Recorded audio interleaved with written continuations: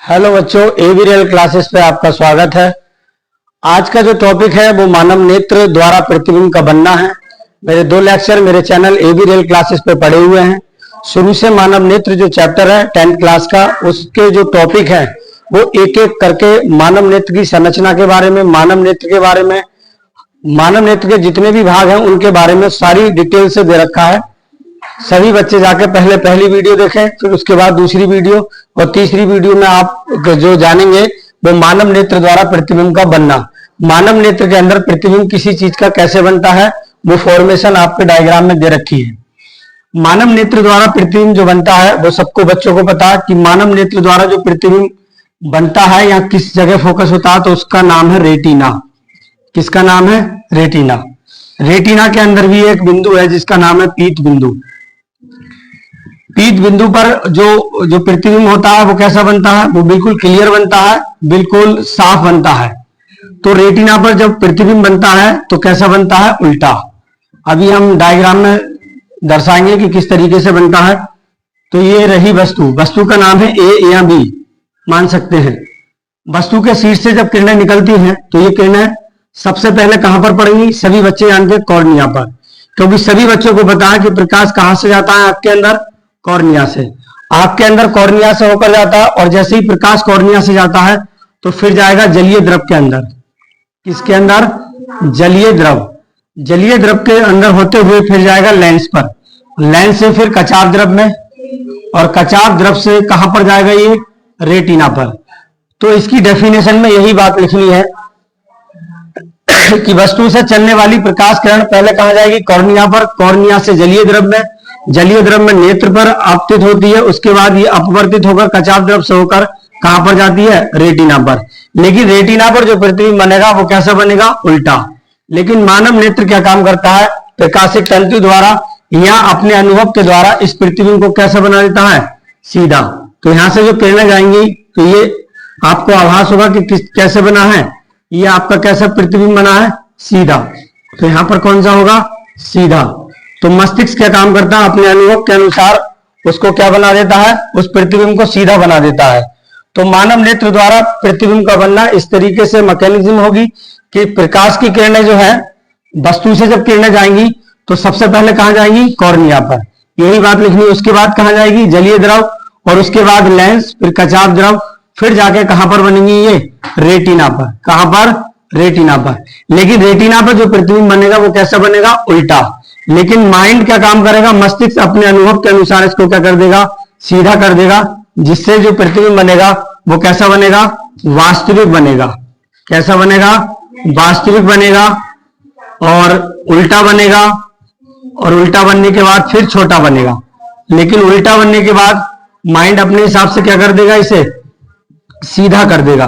तो अगर आपसे पूछा जाए कि मानव नेत्र में जो प्रतिबिंब बनता है वो कैसा बनेगा, तो प्रतिबिंब बनता है वास्तविक। कैसा बनेगा? वास्तविक। और सीधा बनेगा, माइंड सीधा अनुभव कराएगा और छोटा बनेगा। इसीलिए वस्तु जो है मानव नेत्र के अंदर दिखाई देने लगती है। और जो विभिन्न भाग है, कॉर्निया है, जलीय द्रव है, या लेंस है, या कचाव द्रव है, इनके बारे में मैंने डिटेल से दूसरी सेकंड लेक्चर में मैंने बता दिया है। सभी बच्चे जाके पहले वो वीडियो देखें और उसके बाद ये क्लियर हो जाएगा। तो मानव नेत्र द्वारा हम लिख सकते हैं कि वस्तु से चलने वाली प्रकाश की किरण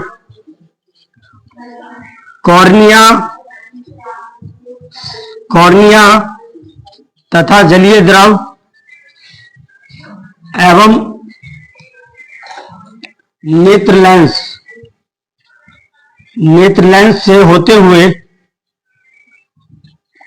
हुए कचाव द्रव में प्रवेश करती हैं।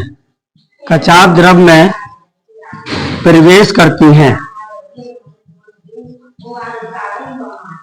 और लेंस द्वारा रेटिना पर उल्टा प्रतिबिंब बनाती हैं। उल्टा प्रतिबिंब बनाती हैं, जिससे मस्तिष्क अनुभव के अनुसार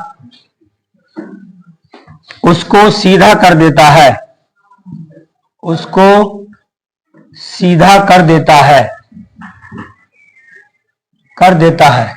सबसे पहला नंबर 1 पॉइंट, वस्तु से चलने वाली प्रकाश की किरण, जो बात मैं समझा रहा हूं वही लिखनी है। वस्तु से चलने वाली प्रकाश की किरण पहले कहां पर पड़ेगी? कॉर्निया पर, फिर जलीय द्रव, ये जो पॉइंट है वो क्या है हमारा? जलीय द्रव। और ये जो है वो नेत्र के इधर साइड जो है वो कचाव द्रव। कचाव द्रव जो होता है वो रेटिना की रक्षा करता है, और जलीय द्रव जो होता है वो लेंस की रक्षा करता है। तो कॉर्निया से होते जलीय द्रव, नेत्र, लेंस, कचाव द्रव, तब जाके रेटिना पर आपतित होता है, और उल्टा। और ये मस्तिष्क क्या करता है? अपने अनुभव के अनुसार इसे सीधा कर देता है। इससे जो प्रतिबिंब जो बनता है, लेंस पर जो प्रतिबिंब बनता है या मानव नेत्र के अंदर जो प्रतिबिंब बनता है, उसे जो है वो क्या कहेंगे?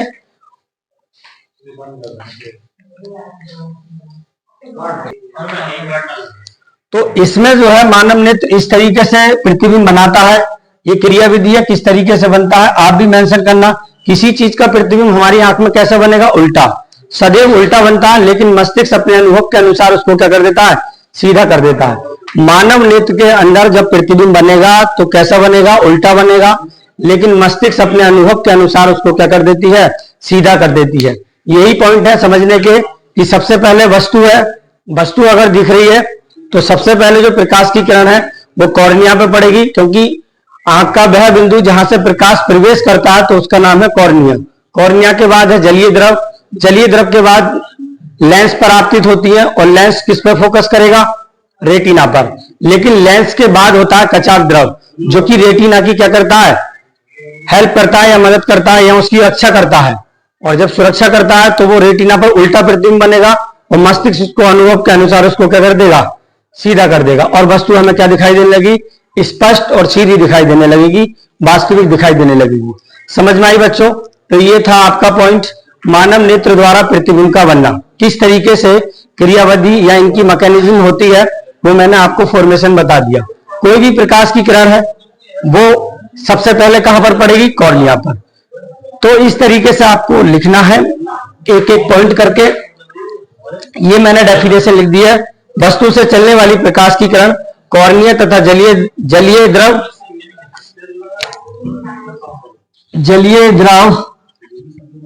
एवं नेत्र लेंस से होते हुए कचाव द्रव में प्रवेश करती है, और लेंस द्वारा रेटिना पर उल्टा प्रतिबिंब बनाती है, जिससे मस्तिष्क अनुभव के अनुसार उसको सीधा कर देती है।